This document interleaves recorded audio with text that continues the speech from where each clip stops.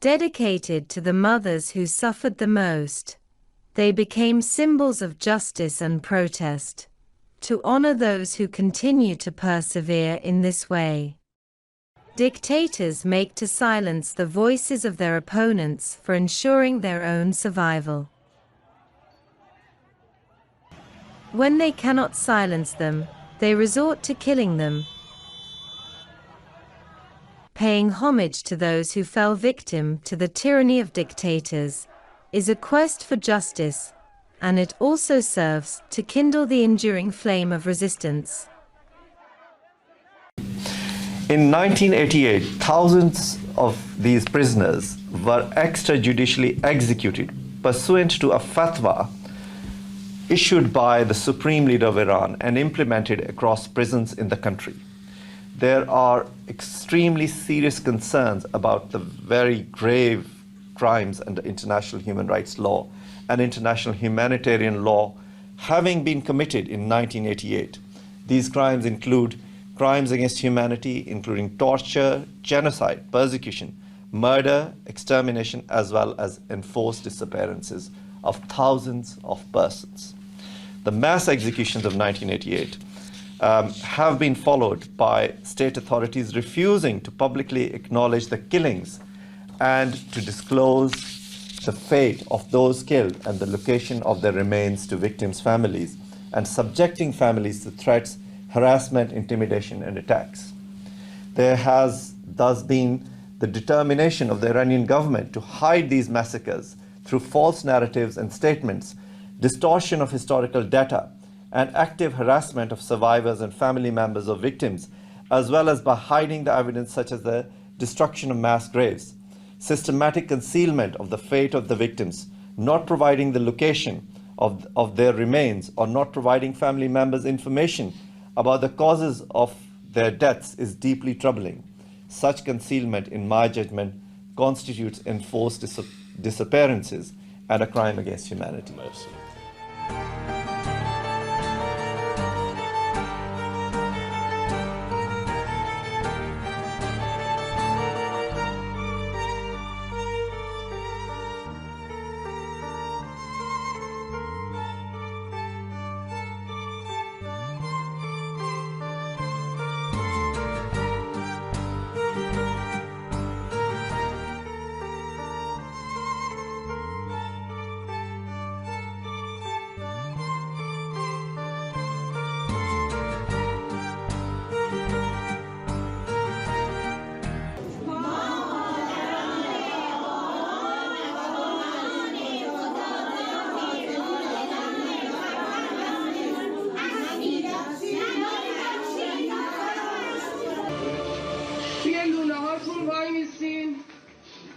با 23 تا محافظ میگین ما کشتیم و هیچ کس هم نمیتونه ما رو محاکمه کنه. فقط یه کلام داریم براتون. شما بیا توی گود، بیا وسط میدون، محاکمت با ما. The Mothers of Justice movement has been dazzling since 1977. The White Scarf mothers sought to find out about the fate of their children. They wanted to ascertain what the dictatorship had perpetuated against them.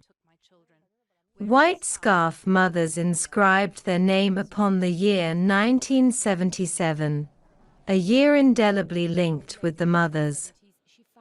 They organized themselves and gathered in Plaza Mayo or Mayo Square in Buenos Aires, in front of the presidential palace, at the same time that the government tried to force the people of Argentina into silence.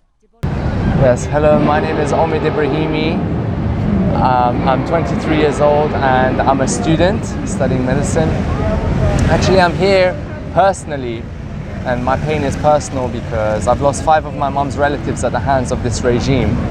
They are my uncle, so my mom's brother, 2 of my mom's aunties, and 2 of my mom's uncles. And 2 of my mom's aunties were executed by the regime as part of the massacre of 30,000 political prisoners in 1988. And also my dad was imprisoned in Iran from 1981 to 1991, and therefore he was in prison at the time of the 1988 massacre. And he was a first-hand witness of why we're here is that we want the UK government to take a lead role in requesting and demanding, in actual fact, that the UN set up an investigative committee to investigate into the depths of the massacre and to bring those who were in charge, the perpetrators, to justice. Hello, I'm Farzana Hosseini. I'm 34 years old. I'm a lawyer. Two of my uncles and an aunt were both paternal uncles and paternal aunt were executed by the regime, and four other members of my family. One of them who was actually 18 years old at the time of his execution, and he was one of the 30,000 who was executed during the summer of 1988. We have a huge number of pictures behind us here today. I was actually surprised to see my uncle is among them. This is my uncle, Abbas Hosseini. He was 28 years old when he was murdered by the Iranian regime. He was actually a clergyman. He was a religious scholar, and he, despite being religious, he was completely opposed to the fundamentalist Islamic dictatorship ruling Iran. We're here today to condemn yet again the atrocities committed by the terrorist regime, in particular the 1988 massacre of 30,000 political prisoners, and we're here to demand justice yet again. We want the UN to set up a formal investigation into the 1988 massacre to bring the perpetrators to justice. Every day we're getting closer and closer, and thank you so much also to the ILA who have time and time again put these events together and allowed us relatives of the slain members of the opposition to come together and to voice our support for the ILA and for all of their aims in bringing freedom and democracy to Iran.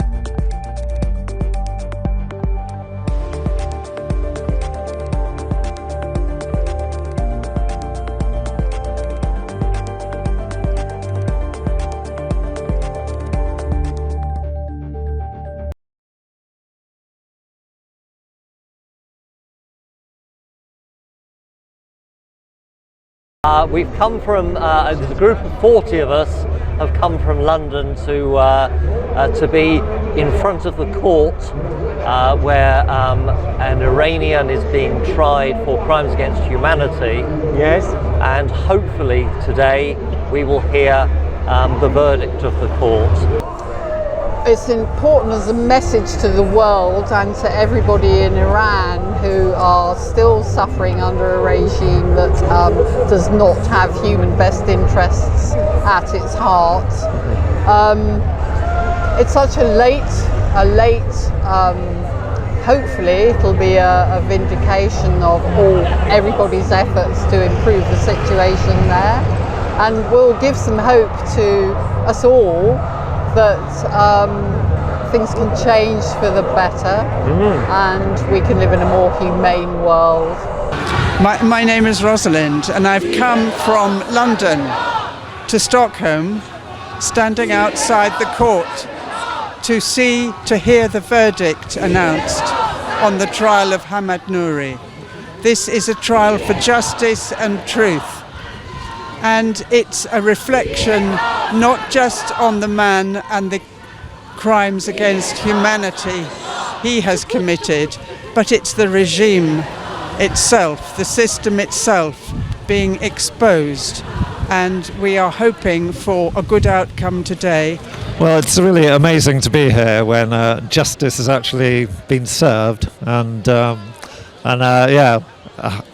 there are people with sort of tears in their eyes. It means a lot to people that have known people that this man was responsible for killing, and it's humbling to be here, really, and really satisfying to see, a sentence being sort of delivered and justice at last.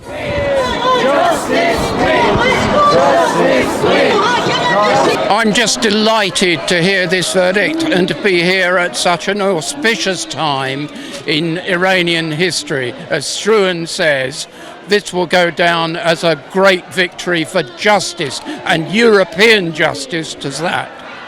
It is a great victory today.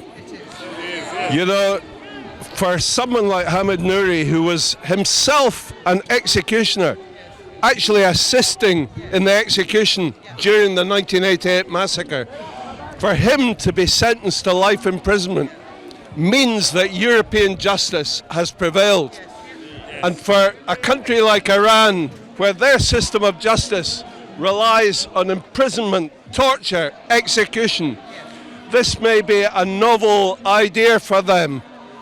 But believe me, Raisi will never set foot in Europe. He will be scared, terrified now that this could happen to him.